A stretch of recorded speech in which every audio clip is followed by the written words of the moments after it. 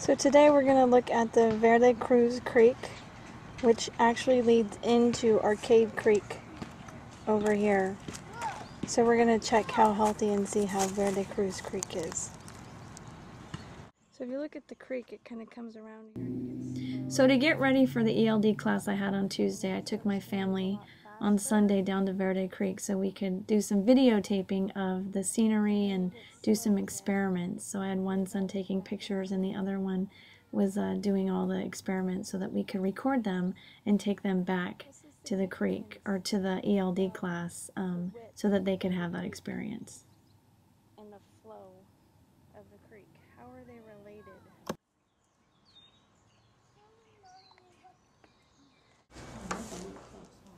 Then I was trying to figure out how to give them that experience but make it personal for them, and it dawned on me after my iPod class on Monday for teachers to just download all my photos and my videos onto the iPod Touches and then let them experience the creek through that. So what you see right here is the students are looking at video footage and photos of the creek, and they're writing a descriptive paragraph of what they see. So it's just like bringing them to the creek so that they can see all the plant life and all the animals that lived in the area.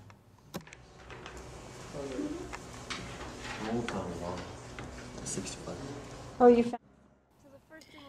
So this was one of the experiments we did. We had to take the temperature of the creek because to determine a healthy creek, the temperature has to be within the right range. So this was one of the videos that I put on the iPod Touch for the students to view so that they could actually do the experiment and be a part of the experiment and collect the data for their own work. Is going to have a higher temperature than the one in the shade. And then also look at the stream and see how much faster it's moving over on this side than it is moving where the other thermometer's at over there. And think about whether or not that might cause a difference with the temperature. Now, pull out the thermometer and see what the reading is on it. So that was the one that was in the sun. It looks like it's a little bit over what?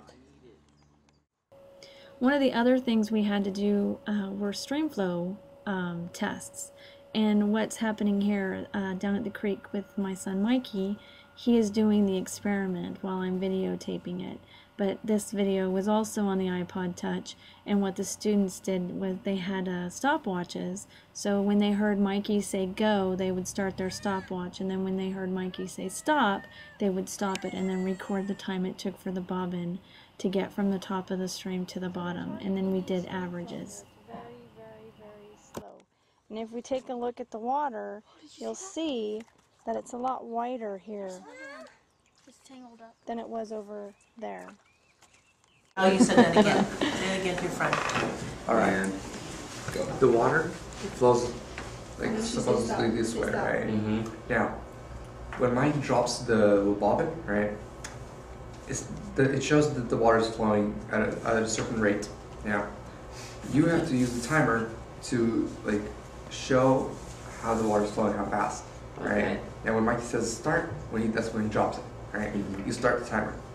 Now, when it keeps flowing, then he says stop, you stop the timer, and it shows how fast the creek is moving by time. Okay. Good explanation. Thank you, sir.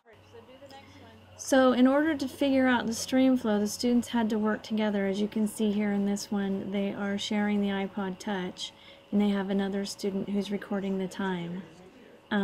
So they did this. There were 3 trials, and then they had to figure the average. And then we had to divide the length of the string, which was 2, by the average time to find the rate of the stream flow. We also bottled up 4 samples from the creek in different areas that we found, some cleaner, some really, really dirty, and the students had to take those samples and determine, how clear they were. If they weren't clear, they also had to smell the water, which a lot of them at first weren't very excited about, but as soon as they started to, do the activities, it became a little bit more fun for them, and they started coming up with some great words to describe the water. and it was just very engaging, and I think they had a really great time. Look how different that It's completely different. Smell each sample. We really have to smell? Yeah. Okay, so let's check this one out. This is number 1. It looks pretty dark. So along with determining the whether or not Verde Cruz Creek was healthy, we had to take pH levels, and I had the pH paper, and we took samples from each one of those jars and compared it with a color chart. But we also had to take the dissolved oxygen levels of the samples, and basically dissolved oxygen is the amount of oxygen in the water that allows life to be there. So the students got a real big kick out of watching the auger turn blue and comparing all of the different samples with the colors. And actually this is a student recording this process for me as I was helping the students do this. They just really had a great time that day. I think she has. For our next class, we're actually going to create 1-minute public service announcement videos so that we can show the public how stormwater pollution is hazardous to our creeks, which I think they're going to have lots of fun with.